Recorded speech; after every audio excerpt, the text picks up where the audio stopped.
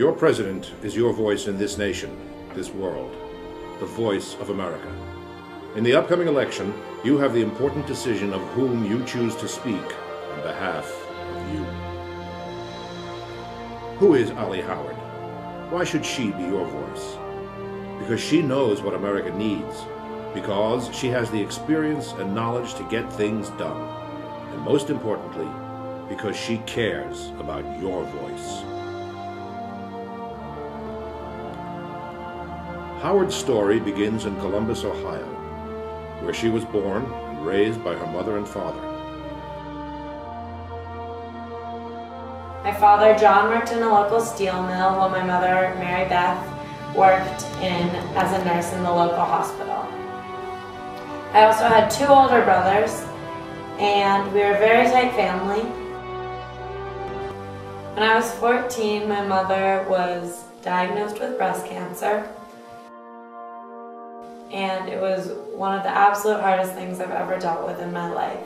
My family was completely unprepared for it, both emotionally and economically.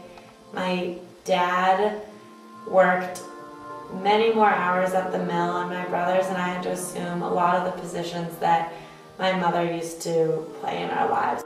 Despite the fact that our family couldn't afford her medical expenses, she had worked at the hospital for so long that she received treatment for drastically reduced rates via the hospital. And once I saw that the impact that the government could have on personal lives and my family, I knew that I wanted to do something that could make change in other people's lives this way. From humble beginnings, through personal struggle, and the strength of family to keep spirits high in low times, Howard graduated high school near the top of her class and went on to attend the University of Michigan, where she received degrees in both international relations and economics. After graduating, Howard began working in the governor's office, learning firsthand the importance of citizen involvement in politics. She worked in the community and spoke with citizens of her hometown, allowing her to convey their message to the governor. After 2 years, she left to attend graduate school to study international relations at Stanford University, where she met her husband, Christopher Childs. Well, I heard Allie before I saw her. I was waiting for the debate meeting to start with my friends when this loud, enthusiastic voice entered the room talking fervently about the problems with our healthcare system and what needed to be done about it. I used her up for a little longer, and I was really liking what this person had to say. Finally, I turned around to see where this voice was coming from. I was taken aback by how such a grand voice was coming from such a small person.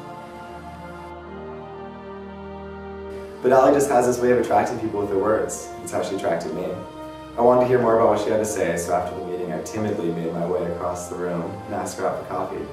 To my surprise, she actually agreed, and we went and we talked, and I discovered these amazing thoughts and ideas and visions Allie had. And the way she talked about everything with such passion, I knew that she was genuine. We were involved in a lot of the same clubs, we had a lot of the same interests and passions, and it was just always really easy to talk to him about anything that was going on in the world and our personal lives. I also knew that this was it from that moment on. I knew I wanted to listen to what this woman had to say for the rest of my life. A prominent environmental lawyer, Childs joined Howard to use their combined skills and education to begin an environmental group at Stanford, which, due to its success, expanded its goals to all of Palo Alto.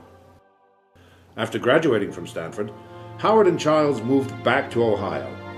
Together, Toby and I have 3 wonderful children. Our eldest is Caleb, he's 21. He recently graduated from the Air Force Academy and is currently serving in Iraq. My daughter Scarlett is 18. She is currently attending the University of Virginia. And my youngest son, Harrison, is 16 years old and attends the same public high school in Columbus, Ohio that I attended. The campaign trail is a tiresome one, so after an exhausting day of work, it's nice to come home to my family and be supported by them, and they continue to inspire me throughout the campaign, and I wouldn't be here without them. In 1996, Howard was elected Ohio State Senator.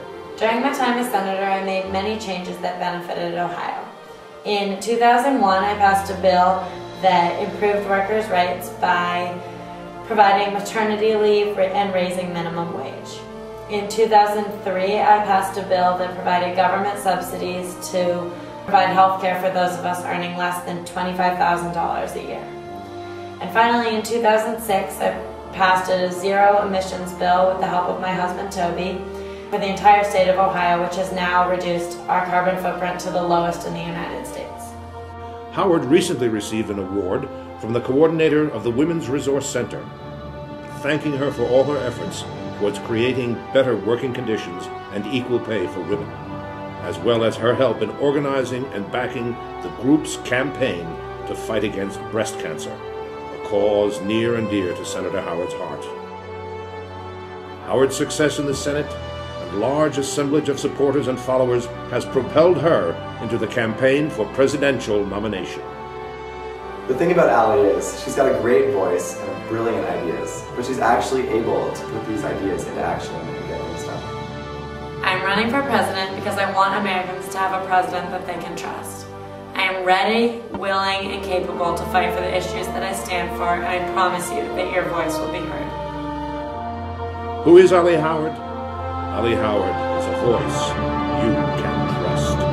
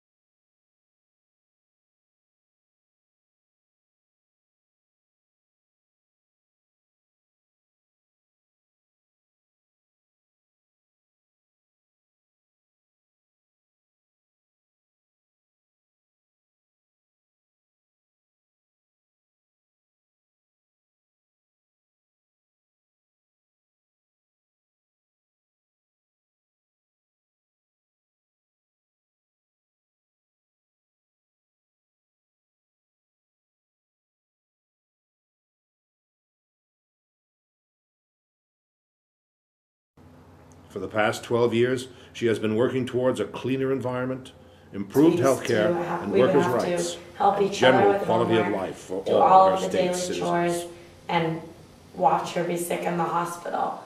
Luckily, we didn't have to struggle as much financially because of her dedication to the hospital. We received reduced rates for her treatment, and it was at this moment in my life that I realized the great benefit that the government can have on each individual's life, and that the government really can have an important impact on the American people.